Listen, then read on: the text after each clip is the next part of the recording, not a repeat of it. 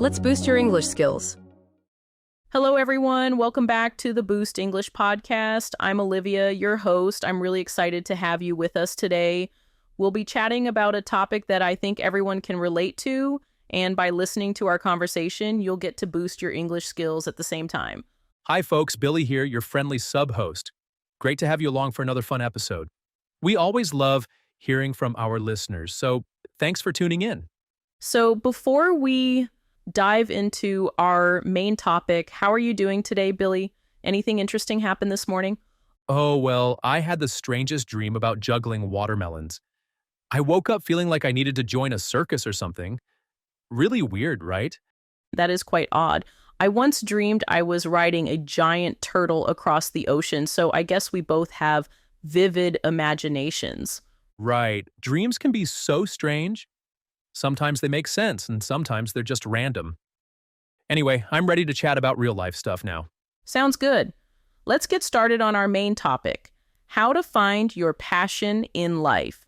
This is something many people struggle with, right? Yes, absolutely. People often feel stuck or unsure about what they're truly passionate about. It can be confusing to figure out. True. Sometimes we think our passion is one thing, but then we discover new things that change our minds. Today, we want to share some practical tips on how to explore what really motivates you. Exactly. We'll also throw in some personal stories to keep things fun. But first, let's define what we mean by passion. It's that strong enthusiasm or excitement for something you love doing or learning about. Right. It's not just about hobbies, though. Sometimes your passion can turn into a career or a lifelong pursuit. So how about we start by talking about the importance of trying new activities? That's a great place to begin.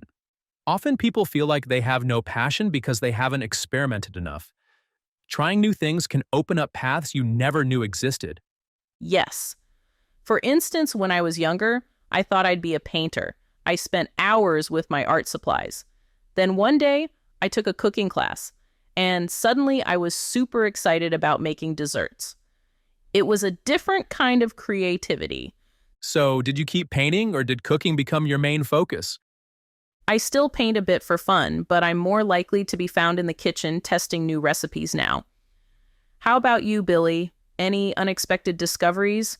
Well, I always thought I'd be a writer. But in college, I joined a volunteering group that helped kids read. That introduced me to teaching, and I realized I was really passionate about helping people learn. It changed my whole career path. Right, so there's a lesson. Try things outside your comfort zone. You never know which new activity might spark a lifelong interest. Yes. And also, talking to people who are enthusiastic about their work or hobbies can inspire you. Their energy is contagious. I agree.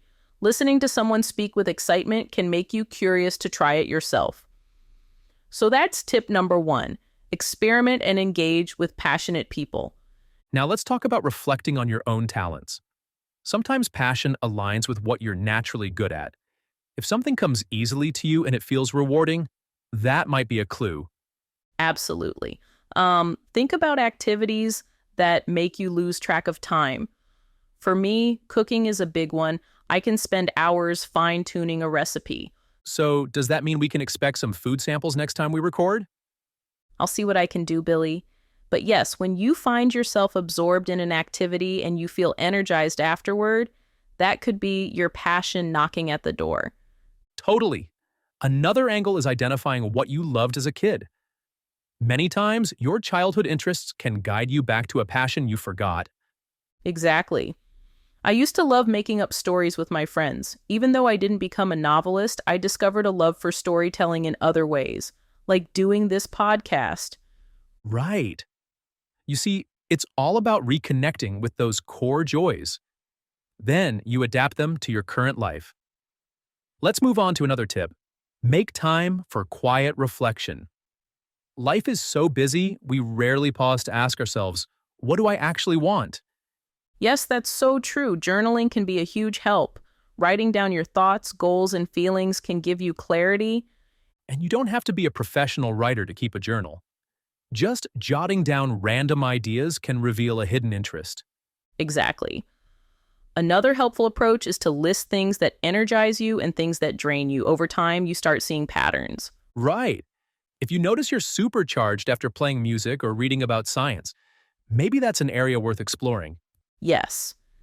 Now, we also have to touch on the fear factor. Fear can hold us back from pursuing passion. We worry we're not good enough or that we'll fail. But failure is part of the journey. True. People get paralyzed by the idea of doing something imperfectly. But remember, every skill takes time to develop. Passion doesn't always mean instant mastery. Yes, it's definitely a process. Embrace the learning curve. If you're truly passionate, the setbacks won't stop you. They might slow you down, but they won't end the pursuit. Right. And here's a fun idea. Ask your friends or family what they think you talk about the most. Sometimes other people notice your passion before you do. Yes, that can be very eye-opening. You might realize you're always sharing new guitar riffs with your friends, or you're constantly posting about astronomy online. Exactly. And if multiple people are telling you, hey, you light up whenever you mention that topic, that's a major hint. Another point is to set small goals related to your interest. If you're exploring photography, start with a goal to take 10 interesting pictures a week. It helps you stay motivated. Right. Small goals keep you moving forward and learning. Plus, they're less intimidating than huge goals like become a famous photographer. One step at a time, right? Absolutely. Also, don't forget about mentorship or networking. Find people who are already doing what you want to do and learn from them. Yes, mentors can guide you, give feedback, and introduce you to opportunities. It's a great way to accelerate the process of discovering and refining your passion. Right? We also want to remind everyone that passion can change over time. You might be really into pottery today and super into coding tomorrow, and that's okay. Yes, that's a good point. People evolve and so do their interests. The key is to stay open-minded and keep exploring. Now, I think we should get a bit more personal. Billy, what was one big challenge you faced while trying to find your passion? I'd say the biggest challenge was ignoring society's expectations. I felt pressured to pursue a stable job right away, even though my heart wasn't in it. That's really common. Many of us do what we think we're supposed to do rather than what we want to do. How did you deal with that? I took a risk. I switched majors in college and started focusing on education. I had to explain it to my family, but eventually they understood. Sometimes you have to follow your gut. Absolutely. My parents were supportive, but they were also cautious. They wanted me to be safe financially. I had to show them I was serious and committed to my interests. Right, the key is balance. You can be practical and passionate at the same time, with the right planning. Exactly. Let's also mention that finding your passion doesn't mean you'll always be happy or free from stress. Even things you love can be tough sometimes, Yes, that's an important reminder. Passion isn't a magic cure-all. It's just something that gives you a sense of purpose and excitement. right? And purpose can be so energizing when you wake up in the morning and know you're working on something meaningful. It makes a difference. Definitely. And it helps to be patient with yourself.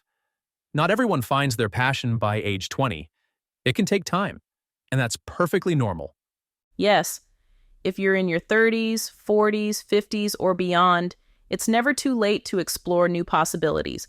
Life is long. Keep searching. Right. Even retired people discover new hobbies and callings. There's no expiration date on exploring your passion.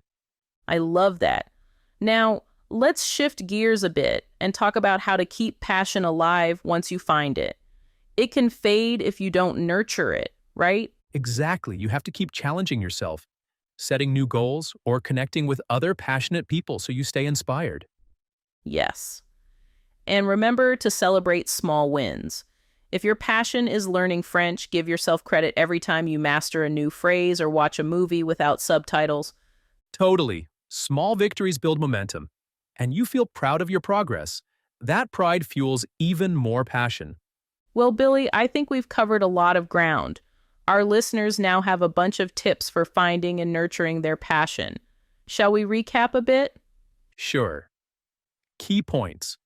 Experiment with new activities.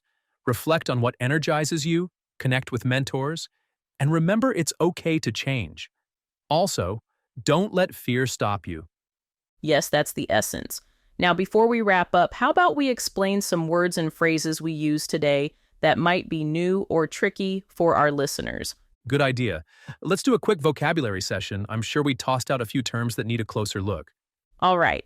First, we use the word paralyzed when talking about fear. In this context, paralyzed means you feel stuck and unable to act because of fear or hesitation. Yes, it's not literal physical paralysis. It's more about feeling mentally stuck or frozen with worry. Another term we mentioned is learning curve. Right. Learning curve refers to how quickly or slowly you learn a new skill. A steep learning curve can mean a skill is challenging at first, but you gain knowledge rapidly. Exactly. We also talked about spark a lifelong interest. The word spark here means to start or trigger something, like lighting a small flame. Yes. And spark often suggests sudden inspiration. Next, we used jot down. That phrase means to write something quickly or briefly, often in a notebook or on a piece of paper. Correct. Another phrase was core joys. When we say core, we mean fundamental or central. So core joys are the deep, essential things that make you happy. Yes. And we said embrace the learning curve. To embrace something means to accept it willingly, even if it's challenging or uncomfortable. Right. We also mentioned mentorship. A mentor is someone who guides you, gives advice, and helps you grow in your personal or professional life. Exactly. Next, networking is the process of building relationships with people who can share information, support, or opportunities. It's not just about business. It can be social too. Yes. Another expression was stepping out of your comfort zone. That means doing something that feels unfamiliar or a bit scary but helps you grow. Right? And one more, turn into a lifelong pursuit. Pursuit means an activity you follow or engage in over a long period of time, often with dedication. Yes, so hopefully that clears things up. If any listener wants to review these words again, feel free to rewind and take notes. Absolutely. We encourage active listening. Don't be afraid to pause, look up words, or practice pronouncing them yourself. That's how you improve. Well said, Olivia. I think that's a good final note on vocabulary. Shall we wrap things up now? Yes, let's do it. Thank you all for joining us on the Boost English podcast. We hope you enjoyed our chat about finding your passion in life and picked up some new English expressions along the way. Remember, it's never too late to explore new interests, and it's okay to change direction. We're rooting for you as you discover what makes you tick. That's right. Thanks again for listening, everyone. Take care, and we'll catch you in the next episode of Boost English.